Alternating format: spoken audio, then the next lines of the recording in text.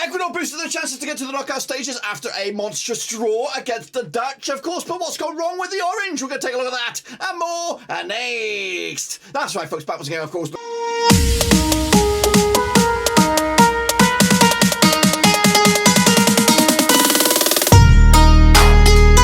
Back at today's action over in Group A, and we'll get to that in just a second. If you know where you've been, smash your subscribe button back at all things Dutch related, Ecuador related, and of course the rest of Group A related over in the World Cup, of course.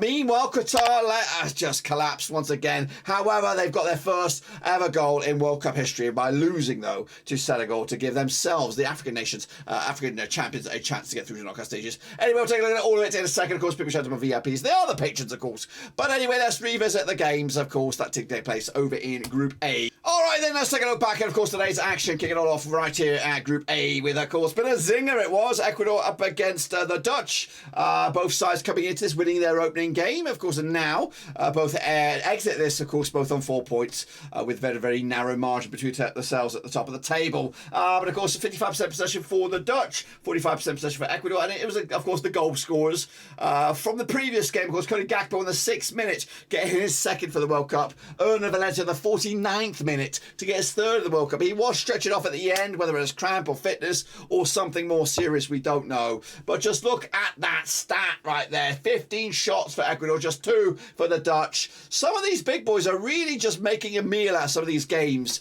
which would have been rudimentary victories for themselves. No disrespect to Ecuador, but I think realistically, the vast majority of us expected a Dutch performance here, or at least a Dutch victory. But anyway, regardless, kudos to Ecuador. They put themselves right in the mixer here for, of course, a knockout stage berth. They will take on Senegal, which I think is a winner takes all. It could actually still be a winner takes tops the group, I think. Well, realistically, if Ecuador win, they could put themselves in the driving seat, depending on the goal score, the difference between themselves and the Dutch as well. As you see, of course, free kicks 14-11.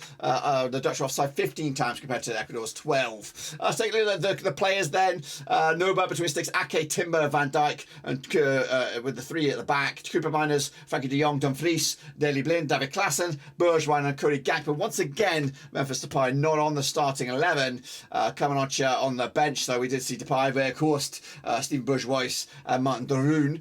4 changes there, but they all pretty much did little to change the attacking spear here. But of course, take a look at the Ecuadorians. Galindez between the sticks, Nkape, Torres, Porazzo, your back 3 there. Mendes, Caicedo, Pesado, Esteban, Plata, Valencia, and of course Estrada up top.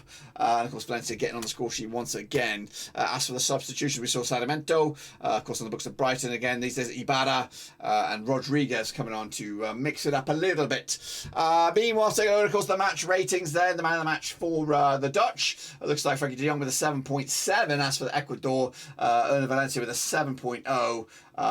So the Dutch having a lot of the ball, but really not making it count in that final end. But I think some of these ratings can be a bit warped somewhat, and as you see from the heat map, yes, the Dutch had more possession and occupied both the wings, but of course the concern is this bit. There is no possession in that final third. They've kept it between themselves and the midfield, but of course not going forward. None the same. More touches, dangerous touches by Ecuador in that final third, but ultimately they couldn't break it down. We may or may not get reaction from Ecuador or the Dutch, but of course if we do, it would be right about here. So let's just say, if there is any reaction from the fans, from the experts, let's take a little listen from them now. Meanwhile, if there was some there, appreciate them. If they're not, of course, people are busy, so we'll just keep on trucking. Let's take a look at the other game, of course, over in Group A. It was Qatar, the host, up against Senegal, that's right. And Bouladi Daya giving Senegal the lead before Mabia Diadaru in the second half there, extending it 2-0. However, Mohamed Matari get the first and only goal for Qatar at this World Cup to make it spicy 2-1, but that was shortly lived at Bamba Dieng, scored on the third goal, of course, on the 84th minute to put this game to bed and, of course, eliminate Qatar in the process of their first team knocked out. They are the hosts as well, so they're not making the last 16. They are pretty abysmal, and ultimately, I think their preparation for this World Cup has been poor. They've been trying to they've been competing in the Gold Cup, Cup America, and all that kind of shit, but ultimately, they've been pretty wank atrocious. Coming at you, though, 55% possession for Senegal, 45% possession for Qatar, 13 shots for the Senegalese, 10 for the hosts, and, of course, 12 free kicks to the 6. Offsides, of course, as as you were, but Senegal were too good, and Qatar were just limited or restricted to the personnel that they had today. So, and again, that's given Senegal a big chance now to get themselves to the knockout stages. They take on, of course, Ecuador, and a winner takes all berth. There is a small hope that one of those other two, Ecuador or Senegal, can still compete for that #1 spot, but I think it's going to be too big a challenge because the Dutch will take on Qatar, which should be a rudimentary victory for the Dutch. Anyway, Balsham between six, row at the back there, playing at a centre-back. Kukukari Hassan, Ahmed Ahmed, Ismail Mohammed, Bouadif, Madipo, Al Haidos, Afif, and Ali up top. As for the substitutions, we saw Takarek Salaman coming on there, Mohamed Wad, Abdul Hatem, and of course Mohamed Mutari with the goal as well. As for the opposition, Edward Mendy remained in the goal. Abdou Diallo, of course, Koulibaly at the back. Then, of course, Jacobs and Salabali. In midfield, we have Mendy, Guai, Ogay, Diatta, Sarr, Dia, and Diadaru up top, who did get goals, of course, to add to his tally. Then, of course, goal substitution: Papa Abou Cisse, Pathé Papa Matissar, Iliman Ndai coming on for some minutes, and Papa Dieng as well, and he also got himself a goal. So kudos to him. Of course, the man of the match ratings right here, right now, of course, going at you to looks like Bubadai Dyer with a 7.3. As for Qatar's main man, as Akram Afif, but unfortunately, no real joy for him in the end. Take a look at, of course, the heat maps. Qatar preferring the right-hand side to the left.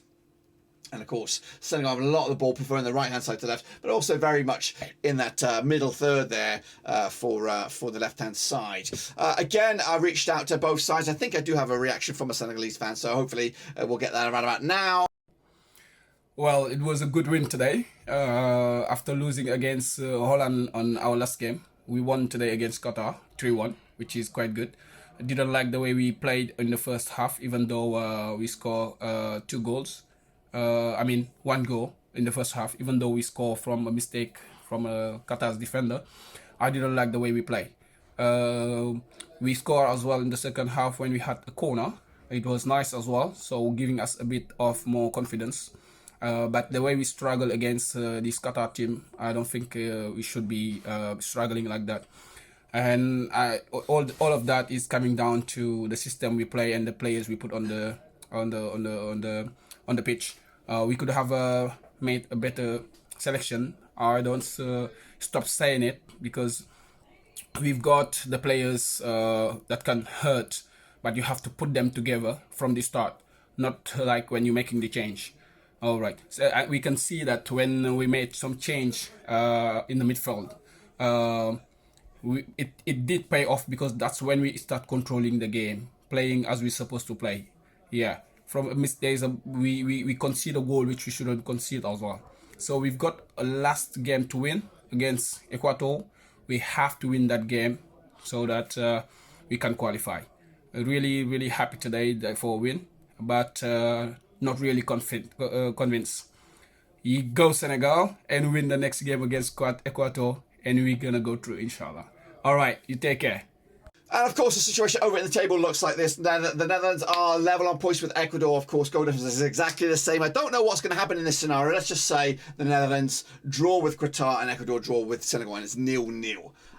Who would be the winners of this group? Why in the Netherlands? I think I read something about the UEFA or the FIFA coefficients. Their ranking is determining the difference maker at this point. But let me know if you can confirm that or deny that down below. Meanwhile, of course, Ecuador against Senegal, a bit of a zinger. Of course, Senegal can still qualify, still technically can atop the group. But of course, the Dutchies take on Qatar, which should be a rudimentary victory, none the same. Anyway, that's all I've got for you right here, right now. Of course, we'll keep an eye on match number 3 over in Group A, with no one confirmed going through just yet. Meanwhile, Qatar have confirmed to be going home. They're already at home, but of course, not the greatest display by the host. But anyway, till then, subscribe, thumbs up, hit the little bell. We go again, guys. Match number 3 is just around the corner. But till then, guys, we're bouncing out.